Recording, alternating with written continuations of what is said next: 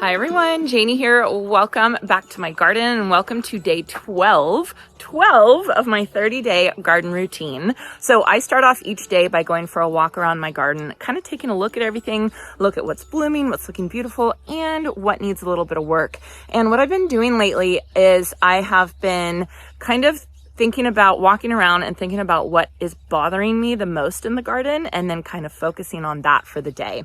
And so fun. So that was my plan, right? Best laid plans. I basically came into the backyard and I saw my fountain, and my fountain was like going slowly, like it didn't have a lot of power to it this morning. And so I thought, oh, it's clogged. And instead of making that my focus garden task for today, I just spent like an hour and a half kind of cleaning like taking the pump apart and all that kind of stuff and working on the fountain. And it looks great now. It looks so good now. But I didn't film any of it. And yeah, so I'm going to do double duty today. I already did the fountain, but I also am going to work on my secret garden. This is actually where I'm officially going to work today for day 12. So my secret garden, ooh, look at the bird. Look at the bird. I just love seeing that. That is so cute. This is my secret garden, and it's on the north side of my house, and it is just one of the most lovely places on my whole property because it's nice and it's shaded and it's like really formal and pretty. Oh, it's just so pretty. I love it, and it's very funny. So I am still filming garden tours throughout this month, but I'm not posting any of them. I'm going to post them in August. So you guys are going to see a bunch of garden tours in August and that I filmed this month. But yesterday I did a garden tour with Michael Glassman actually, and it was really beautiful. And it was like the whole property was basically it was basically my secret garden was the whole property. It was such a gorgeous, gorgeous garden. And it got me motivated to come and kind of work in my secret garden a little bit more. One of the things I want to do today is I want to take out these sad holly topiaries. I mean, I have no idea what's wrong with them. I was going to give them to my friend Raphael, but they just keep dying and dying and dying. And my guess is it's that guy. It's the black walnut, which is the one annoying thing that I have over here in the secret garden is this black walnut tree that secretes something called jugalone, and that definitely affects a lot of plants. So it's iffy, the type of plants that I can plant here because they can't be affected by jugalone. So anyway, I'm going to take these out. I'm going to clean the fountain. I'm going to do weeding here. These are suckers from this almond tree over here, and you can see there's some suckers there. I'm going to use something called sucker punch. I'll show you guys that in a little bit. So yeah, just a lot of fun things to do over here, and I'm kind of excited to work over here today because it's nice and shady, and it's a really good environment to work in. But let me get started first with watering my plant stash. And as we all know, watering my plant stash is the first thing I do in my daily routine. So I went over here and I watered everything. It is Saturday today, so Sadie is taking the weekends off, so I am on watering duty. Then for deadheading, I went back to the secret garden and worked on a couple plants that I have in here. These are the marshmallow Shasta daisies, the same one that I have in the border over by my metal workshop.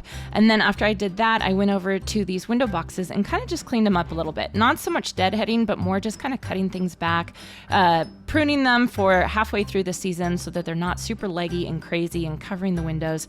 And I think they look really great. I did the same thing for the Albright coleus that I have planted in the ground. Just kind of cut them back a little bit, trim them up just so that they kind of look a little refreshed, not so leggy and not so overgrown. And for weeding, I decided to attack these suckers from the almond tree, my neighbor's almond tree. I cut them back, and then I ended up putting this Bonide sucker punch on them, which really does help with the suckers. It's not like 100%. It's one of those things you kind of have to keep working on and keep taking care of it, but it really stops the suckers that you do have. I had one across, I think I showed you guys this in the intro, one across on the other side. I used the sucker punch on that, and it's the type of thing, if I just came in and cut these back, you can't pull them. You have to cut them back. They would just sprout 2 or 3 more times in the same spot. So the sucker punch just keeps them from continually sprouting in the same spot. Then for fertilizing today, I decided to use this Recipe 420 all-purpose fertilizer on my star jasmine that's climbing up the fence over here. I was hoping that it would kind of give it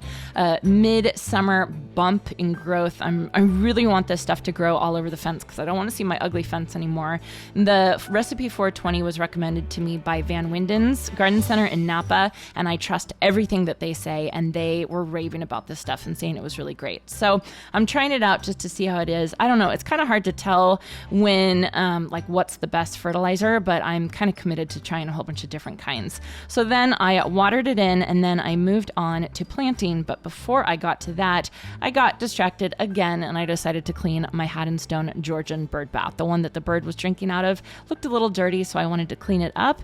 And then I moved on to planting in this area underneath my neighbor's black walnut. I have had the hardest time at planting in this area by these 2 Haddonstone benches underneath my Green Man plaque because it's so close to the black walnut tree, and the black walnut tree, like I was saying, it secretes jugalone, which can kill certain plants. So you have to find the right plants that are going to thrive underneath it. And I have tried so many, and they have like almost immediately died. So I was looking up pulmonaria or lungwort, and this one is supposed to be highly tolerant. That's what it said, highly tolerant to jugalone, and it can thrive underneath black walnut trees. So this one is called high contrast pulmonaria. I got it from Bloom's Wholesale Nursery when I went there, and I decided to plant it here and see how it does. And if it works out, I'm going to be planting so much of this stuff. Whatever I can find that's going to work really well in this spot, I'm just going to plant the whole thing up with it.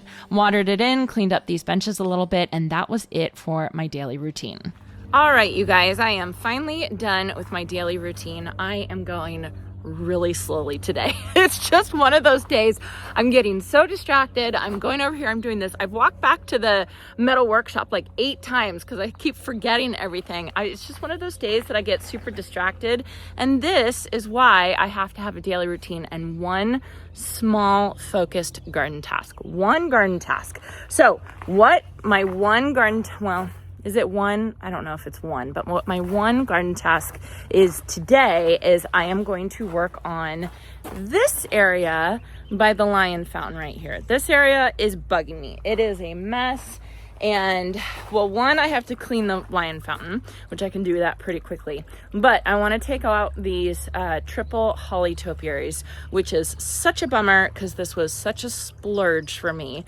I really invested a lot of money. I mean, I can't remember exactly how much they were, but I'm pretty sure they were like $150 each. I'm so bummed they didn't survive. And yes, I probably could pull them and put them in a pot and try and leap them along, but do I even want to do that? I mean, look at that. That looks really bad. So anyway, I'm going to take those out. I don't think I'm going to replace them with anything just yet because I have an idea of what I want to replace them with, but it's another expensive plant. So I think I'm just going to wait and make sure and do all the research and all that kind of stuff. The other thing I do want to take out that I actually think I am going to save in my plant stash, I have these 2 cone boxwoods in the corners right here. And these boxwoods I actually got as living Christmas trees around Christmas time at the big box store. And I wanted to put them in the corners here so that I would have like my hedge of sprinter boxwoods and then the peaks right here. Well, the problem is that they're different green colors. The foliage color is a little bit different, and I don't like that. It's bothering me. So I want to take these 2 out, and I actually want to replace them with 2 sprinter boxwoods that I already have in my plant stash. Let me show you guys a closer look. So I don't even know the varieties of these because I got them, like I said, as living Christmas trees. I got them a couple days before Christmas, so I got them like 50% off. And so this one, if you look at this one, it has more of a matte green versus the sprinter boxwoods. And then if you look at this one, it has more of like a bronzy green. Now I'm saying it's bronzy green, or maybe it's just stressed out. I don't know, but it's not the same color. Can you guys see that? It's not the same color as the sprinter boxwoods. And over here, it's not the same color. And I just have decided I would like a consistent color all the way through. I think that would look a lot prettier. So anyway, let me go grab those sprinter boxwoods. So now that's like the 9th trip that I'm walking over. I'm getting my steps in today, that's for sure. Okay, so I'll take these out first and then I'll walk over and I'll grab the Sprinter boxwoods.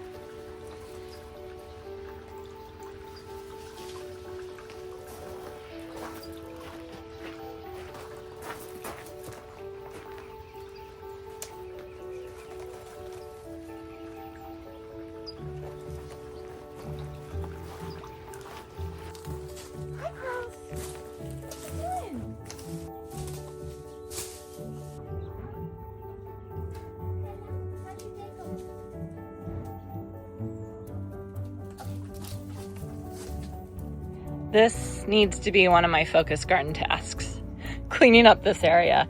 I just really don't want to do it. I don't want to do it, girls.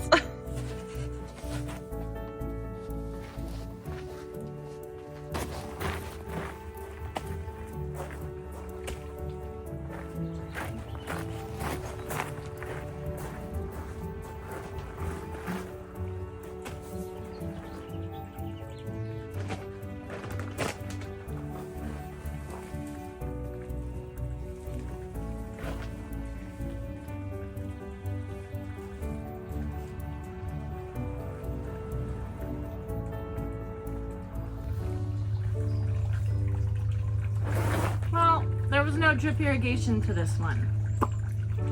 So that might be part of the reason why it was stressed out. Could have something to do with it.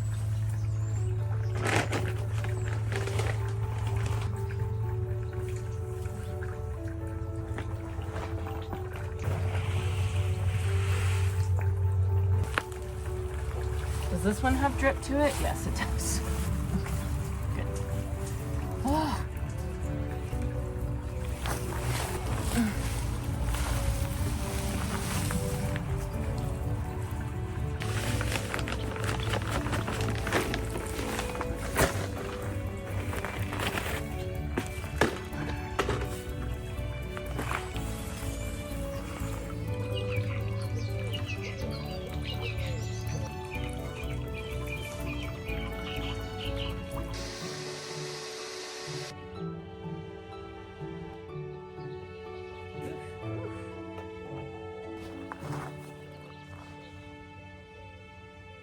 You guys see that? Look how dirty that is. No wonder I had no flow. Gross. Okay, you guys, so I am all done with my focus garden task for the day. The secret garden is looking fantastic, really, really good. Let me show you what I did. So, of course, part of the daily routine was deadheading. I cut back a lot of these coleus around here. I cut back the window boxes, which look great, really, really good. Fertilized the star jasmine that's climbing on the fence, and then I also trained the star jasmine, right? You can see the little pieces I'm just training along the hog wire that Jason and I hung. So that looks good. It took care of some of the weeds, the suckers that is from my neighbor's almond tree, and then took out those two sad hollies. I feel really bad. I miss them. I miss the formality on either side, and I am going to replace them with something similar, but a different specimen. Cleaned out the lion fountain. Looks so much better. Look at like this is turned on low. So fountains you can turn on high flow and low flow, and I had that fountain on super, super high flow, and with all that junk in the motor, obviously that didn't make it go very much. This is actually on low flow, and it's very, very strong. So just goes to show you, take apart your fountain motors and clean them out periodically, and man, it makes such a difference. And then I replaced the two boxwoods over here, which I think look a lot better. This one I said didn't have drip irrigation to it. So what happened is this drip irrigation emitter got put on this one. This drip irrigation emitter got put somewhere over here. And then if you guys are wondering, both of the hollies had drip irrigation to it. I've checked that a bunch of times. So I just moved the drip irrigation over to that one. And that's all set, ready to go. Added some compost so they'll be nice and happy. And so now these guys can grow into a hedge, which is exactly what I want. So anyway, all this is looking really great. Secret Garden is looking beautiful. I can check all this off for today. Very happy with it. The Georgian bird bath is just it's just one of my favorite things in my whole garden. I just love that. And I love seeing that the birds are using it. It's fantastic. Okay, you guys, I am back in my cool air-conditioned office, and it's time for a couple question and answers from the comment section. So please leave your questions, gardening questions, in the comment section. I guess other questions too. I've answered questions like, where do I get my clothes and stuff like that. But I wanted to mention, Vicky left a comment. She said, enjoyed listening to you and Sadie banter back and forth. However, I was disappointed you didn't have a question time at the end of your video. Maybe there were no questions to answer. So my question is, thank you, Vicky. My question is for you guys, do you want a question and answer session at the end of every video? I'm totally happy to do it. I just didn't want to inundate you all with Q&As, and I was doing it maybe every once in a while. But if you guys really like it and want me to do it at every video, totally, I'm down to do that. So let me know in the comment section if you want that on every video or every couple videos or whatever, and then make sure you put your questions, your garden questions or otherwise questions, in the comment section so that I can answer them. So anyway, thanks, Vicky, and everyone let me know what you think about that. Another question that I had was from Anna, and she said, Janie, do you think if you cut the stem of the bindweed and then painted the cut end with stump and vine killer that it would eradicate it? And thank you, Anna. And yes, I do think that that would eradicate it. So stump and vine killer is very similar to the sucker punch that I used today on my suckers in the secret garden. It's a little thing that you get. I'm pretty sure they're both from Bonide. I mean, they're both the same brand, and I think it's Bonide, and it's a little paintbrush and you paint the end of it. Stump and vine killer will actually work on killing the whole plant, whereas sucker punch just focuses on the suckers. I don't know how it can tell the difference or how it does it. I'm sure there's a reason for it. But Anna had a really great idea, as did a couple other people in the comments section. And I've actually thought about this before. When I was dealing with Bermuda grass really bad last year, I thought, okay, well, I wonder if I just paint it with the stump and vine killer, if that would take care of it. The problem is that's going to take a lot of time. That's going to take so much time for each piece of bindweed to cut it and then paint it. I guess if I, broke it down and did a little bit over time, it would probably end up working. I'd love to hear anybody else's input on this technique if you guys think it works. The other thing is I'm not a huge fan of using stump and vine killer and sucker punch. I don't want to use it a ton.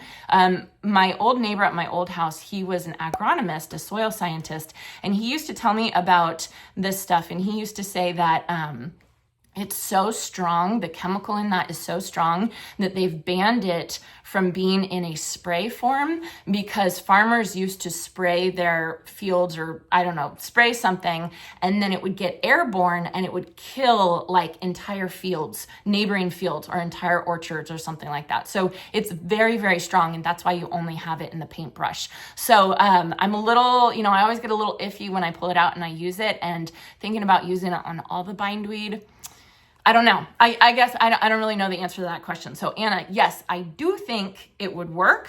Do I want to do it? I'm not totally sure. If I get annoyed enough, I would say probably. And then another question that I got from my mulching video, question, if you want to transition to the arborist wood chips from black chunky wood chips, do you recommend removing the black chips first or just adding the better quality mulch on top of it? And first of all, I'm going to say, again, I've said this a million times, there's no wrong answer in gardening. It's up to you what you want to do, but let me tell you kind of the pros and cons, and then I'll tell you what I did in that situation. At my last house, I had black chunky nugget mulch first because I like the look of that stuff. I think it's the prettiest. Then I learned that that stuff isn't very good for your soil, and so I decided I wanted to put better mulch, and I ended up putting like pathway mulch, or I don't know what I put, something else on it.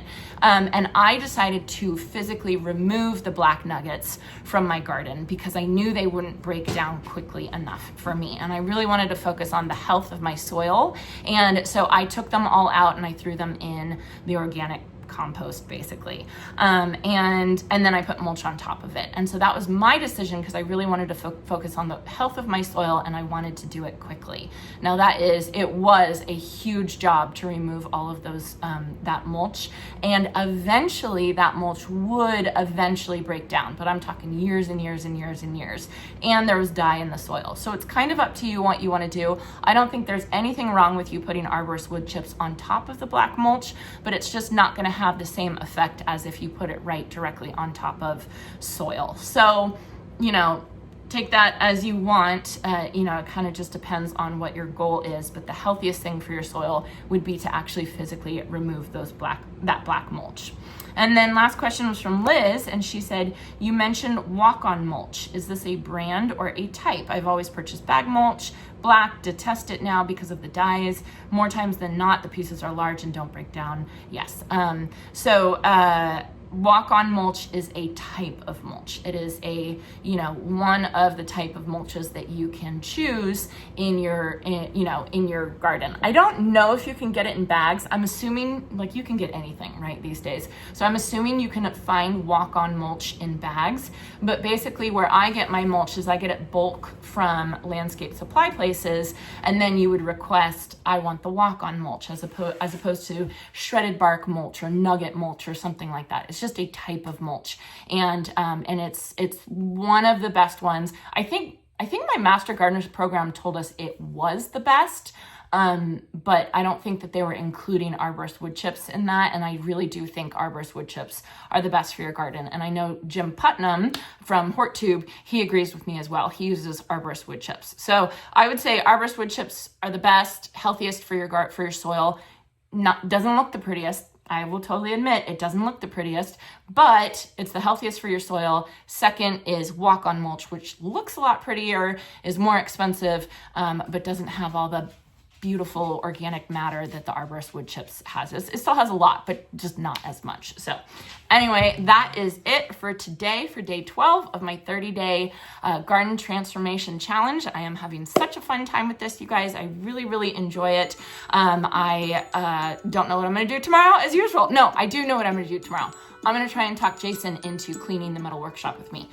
Let's cross our fingers. I hope you enjoyed this, and I hope you all have a chance to get in your garden today.